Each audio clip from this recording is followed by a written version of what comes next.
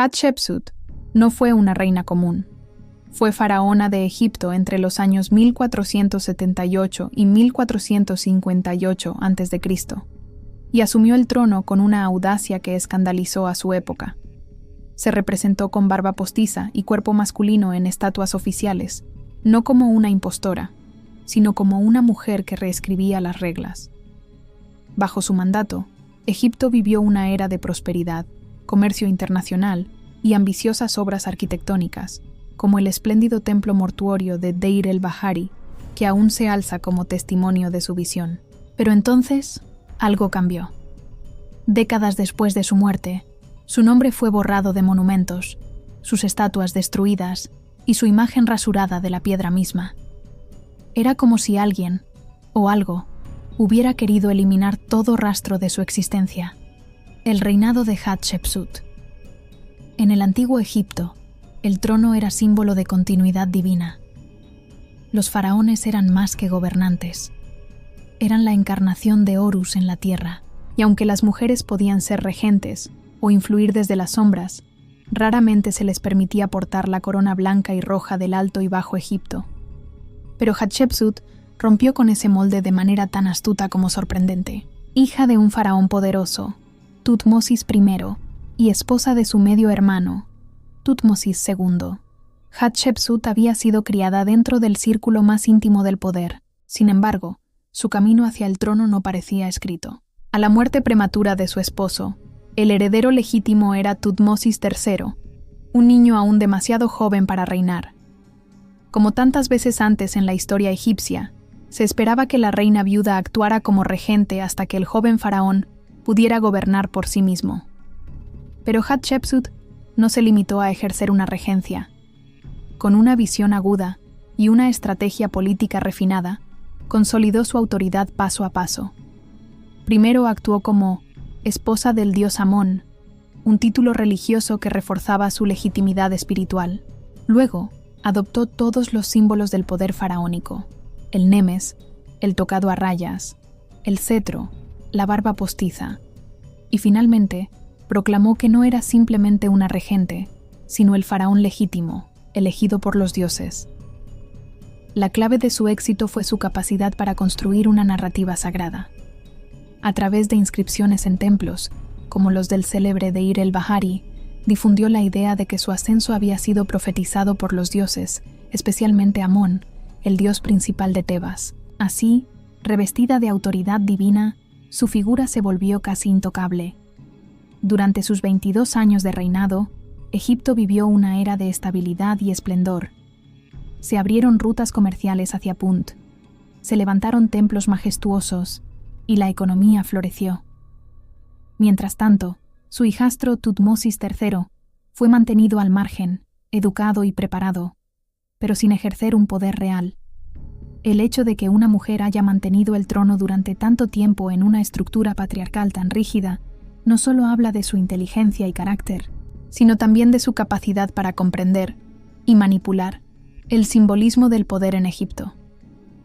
Hatshepsut no fue una usurpadora, fue una constructora de imperios y de relatos, estrategias de legitimación, uso de barba postiza, títulos masculinos y propaganda divina. Convertirse en faraón no era simplemente sentarse en el trono, significaba encarnar lo divino, representar el orden cósmico, el Ma'at, frente al caos. Y para una mujer, asumir ese rol en el antiguo Egipto era algo sin precedentes y para muchos impensable. Hatshepsut lo sabía.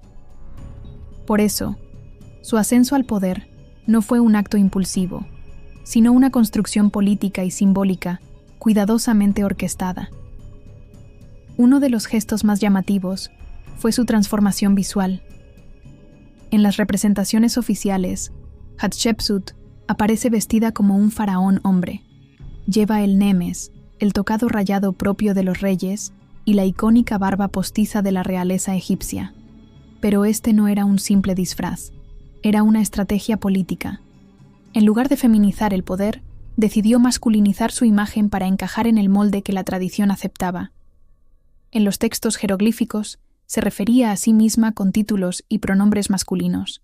Su Majestad, él, el faraón. Sin embargo, Hatshepsut no negó su identidad femenina. En algunas representaciones, aparece con rasgos femeninos más suaves, recordándole al pueblo que era una mujer investida con poder masculino. Esta dualidad fue clave. No se trataba de renunciar a su género, sino de trascenderlo. Pero quizá la maniobra más poderosa fue su afirmación de origen divino. En las paredes de su templo, en Deir el-Bahari, mandó tallar una historia asombrosa, que el dios Amón, el más importante del panteón egipcio, había descendido del cielo en forma de su padre Tutmosis I para engendrarla con su madre. Según esta narrativa, no era hija de un simple rey, sino del mismísimo Dios creador. Así, su derecho a reinar no solo era político, sino sagrado. ¿Quién se atrevería a cuestionar a la hija de un dios? Además, utilizó la arquitectura como propaganda. Cada obelisco que mandó erigir, cada templo que restauró o construyó desde cero, llevaba inscripciones que reforzaban esta historia divina, eternizando su derecho al trono. Los muros no solo hablaban de victorias, sino de legitimidad. Estas estrategias no solo le permitieron conservar el poder durante más de 2 décadas, sino también gobernar con estabilidad y aceptación. Hatshepsut no se impuso por la fuerza, sino por la inteligencia. Entendió que, en Egipto, el poder no solo se ejercía, se simbolizaba. Obras maestras, el templo de Deir el-Bahari y la expedición comercial a Punt. Pocas figuras del antiguo Egipto entendieron tan bien el poder de la imagen y el legado como Hatshepsut. Durante su reinado no solo se consolidó como soberana, sino que dejó huellas tangibles de su gobierno que aún hoy asombran al mundo. Su arquitectura y sus hazañas comerciales fueron mucho más que símbolos de prosperidad. Fueron declaraciones de grandeza, inmortalidad y legitimidad. El templo mortuorio de Deir el-Bahari, situado a los pies de los acantilados de Tebas, es quizá su obra más impresionante. En lugar de levantar una pirámide tradicional, Hatshepsut encargó a su arquitecto de confianza, Senenmut, un diseño radicalmente diferente. Un templo en terrazas escalonadas que se fusiona con la montaña sagrada detrás de él. Sus líneas simétricas y su integración con el paisaje lo convierten en una joya de la arquitectura antigua, considerada incluso por algunos como precursora del clasicismo griego. Pero Deir el-Bahari era mucho más que un monumento funerario. Era un espacio sagrado, dedicado tanto a su propia deificación como al culto de Amón, el dios que legitimó su reinado. Las paredes del templo están cubiertas de relieves que cuentan su historia, no solo como faraona, sino como hija divina. Y entre esas escenas talladas en piedra, destaca una que parece salida de un cuento exótico: la expedición a la tierra de Punt. La misión a Punt, posiblemente en la actual Eritrea o Somalia, fue uno de los logros diplomáticos y económicos más espectaculares de su gobierno. A diferencia de las campañas militares, Hatshepsut promovió esta expedición como una empresa de paz y prosperidad. Las embarcaciones egipcias regresaron cargadas de incienso, ébano, marfil, mirra, animales exóticos e incluso árboles vivos que fueron plantados en los jardines del templo. Las escenas de esta expedición están minuciosamente representadas en los relieves de Deir el-Bahari, desde la llegada a Punt hasta el encuentro con sus reyes locales. En un gesto poco común, se retrató incluso a la reina de Punt con rasgos muy particulares, lo que sugiere un intento de mostrar la diversidad del mundo exterior y el alcance de Egipto bajo su mandato. Con estas obras, Hatshepsut no solo construyó templos y rutas comerciales, sino también una narrativa duradera, la de una gobernante culta, visionaria y legítima. En un mundo donde las conquistas solían medirse por la guerra, ella apostó por la diplomacia, la belleza y el arte como su legado eterno. Los últimos años. Conspiración. Los últimos años del reinado de Hatshepsut están cubiertos por una neblina de misterio y silencios deliberados. Lo que comenzó como un reinado estable, próspero y sin grandes conflictos visibles, empezó a mostrar pequeñas grietas, ausencias, nombres borrados, imágenes arrancadas de los muros. Y una pregunta flota sobre los pasillos de la historia. ¿Fue víctima de una conspiración silenciosa? Uno de los primeros indicios de cambio fue la desaparición progresiva de Senenmut, su arquitecto estrella, su confidente, y según algunos, incluso su amante. Senenmut no era solo un constructor brillante que diseñó el majestuoso templo de Deir el-Bahari, era también un personaje con un ascenso meteórico e inusual para alguien de origen no noble. Fue tutor de la hija de Hatshepsut, ostentó decenas de títulos honoríficos, y su nombre y rostro aparecían en estatuas, tumbas y templos, hasta que, de pronto, desaparecieron. Al final del reinado de Hatshepsut, muchas de sus imágenes fueron retiradas cuidadosamente de los monumentos, en especial aquellas que la mostraban junto a Senenmut.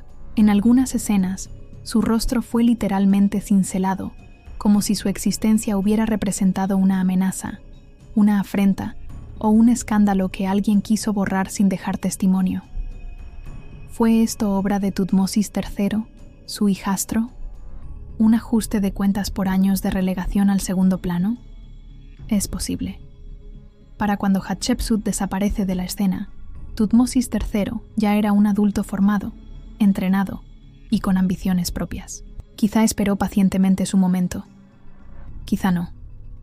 Lo cierto es que no hay evidencia directa de una ruptura violenta entre ambos, pero sí señales de un cambio de narrativa.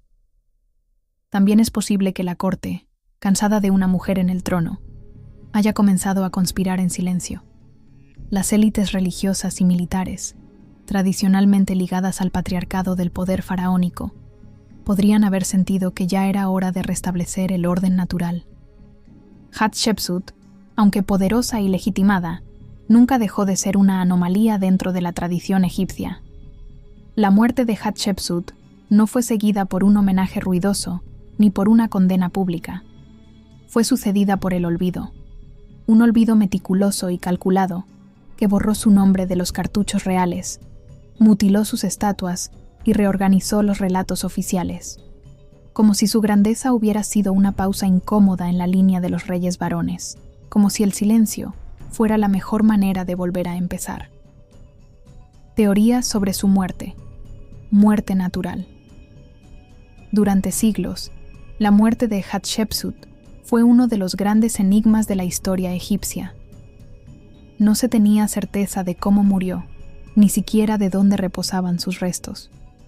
Pero en los últimos años la ciencia moderna ha logrado arrojar algo de luz sobre el final de esta enigmática faraona, apuntando a una posibilidad menos dramática que una conspiración o un asesinato. Una muerte natural, aunque dolorosa y compleja. En 2007, un equipo dirigido por el Dr. Zahi Hawass, egiptólogo de renombre, anunció que una momia sin identificar hallada en la tumba KV60 del Valle de los Reyes podía ser, con gran probabilidad, la de Hatshepsut. El hallazgo no fue casual. Se apoyó en una caja canópica, un pequeño cofre que contenía uno de sus dientes y que llevaba su nombre inscrito. El diente encajaba perfectamente en la mandíbula de la momia, lo que permitió hacer una identificación razonable. Una vez identificada, la momia reveló pistas sobre los padecimientos físicos de Hatshepsut.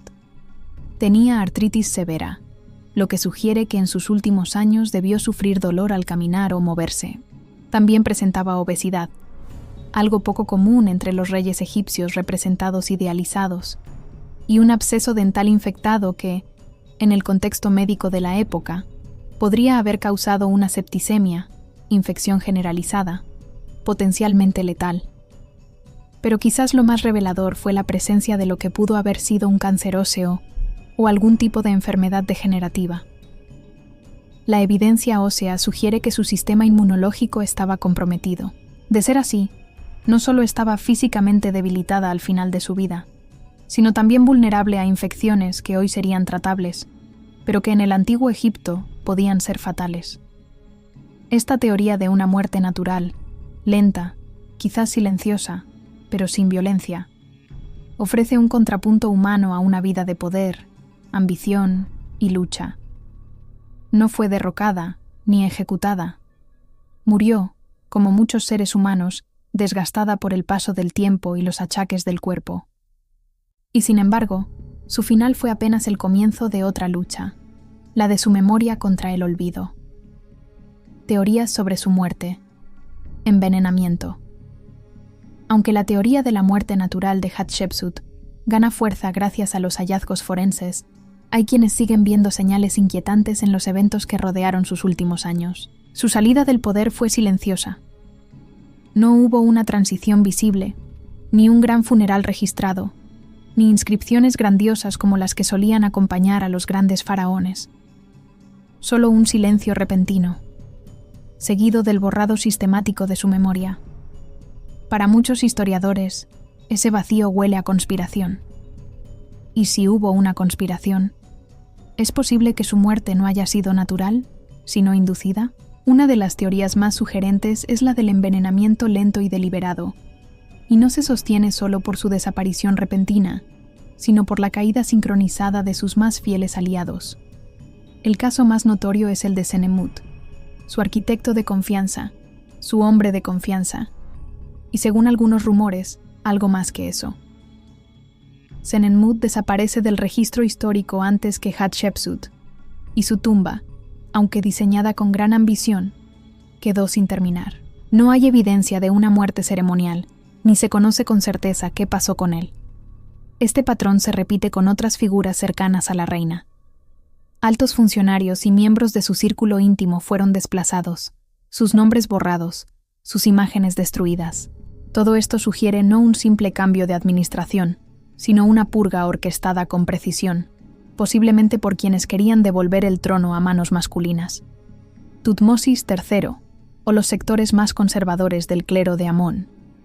En ese contexto, no es descabellado pensar que Hatshepsut pudo haber sido lentamente envenenada. En el antiguo Egipto existían conocimientos sobre sustancias tóxicas, extractos vegetales, minerales y animales con efectos mortales si se administraban en pequeñas dosis a lo largo del tiempo. Un veneno cuidadosamente dosificado habría debilitado su cuerpo sin levantar sospechas inmediatas, al menos no suficientes como para dejar una evidencia oficial. Además, esta hipótesis encaja con la necesidad de hacer desaparecer a Hatshepsut sin convertirla en mártir. Un asesinato evidente habría manchado la reputación del nuevo faraón y despertado resistencia. Pero una enfermedad repentina, una muerte natural, convenientemente oportuna, permitía cerrar el capítulo sin ruido y empezar a reescribir la historia en su contra. Aunque no tenemos pruebas concluyentes, el envenenamiento sigue siendo una posibilidad inquietante. La maldición, ¿fue su tumba saqueada como castigo divino? A lo largo de la historia de Egipto, el destino de los faraones después de la muerte era casi tan importante como su reinado en vida. Se construían tumbas majestuosas no solo para proteger sus cuerpos, sino para asegurar su paso seguro al más allá. La integridad de la tumba era una forma de eternidad. Por eso, cuando se habla de Hatshepsut y del extraño destino de su tumba, es inevitable que surja la palabra maldición. Según las creencias egipcias, borrar el nombre de alguien era condenarlo al olvido eterno. Era, en cierto modo, una muerte más profunda. Y eso fue exactamente lo que se hizo con Hatshepsut tras su desaparición. No solo se desfiguraron sus estatuas y se borraron sus cartuchos reales, también se alteró la configuración de su tumba, y su momia fue removida de su lugar original. Su cuerpo fue hallado siglos después en una tumba secundaria, KUP-60, abandonada, sin las ofrendas o protección ritual propias de una faraona. ¿Cómo había llegado allí? ¿Quién ordenó esa profanación? Algunos egiptólogos sostienen que todo esto fue parte de una campaña intencional para castigarla incluso en la muerte, una especie de damnatio memoriae con tintes casi religiosos.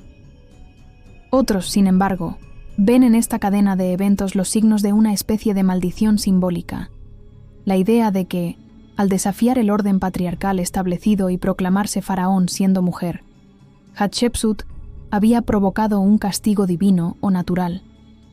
Desde esta mirada más espiritual o mística, alimentada tanto por tradiciones antiguas como por el romanticismo moderno, la profanación de su tumba se interpreta como una especie de juicio post-mortem.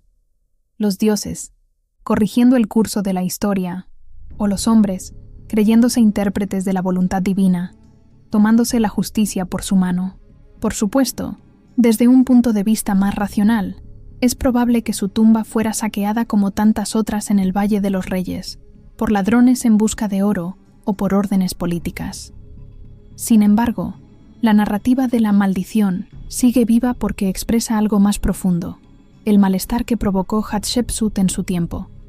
Fue una mujer que desafió las reglas, que gobernó como hombre en un mundo de hombres, y que por eso, incluso siglos después de morir, no tuvo descanso inmediato en el más allá.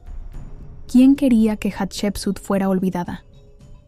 Hatshepsut, una de las figuras más excepcionales de la historia egipcia, no solo gobernó con inteligencia y visión durante más de 2 décadas, sino que también se atrevió a desafiar una de las normas más arraigadas de su civilización: que el trono de Egipto era por derecho divino un dominio exclusivamente masculino.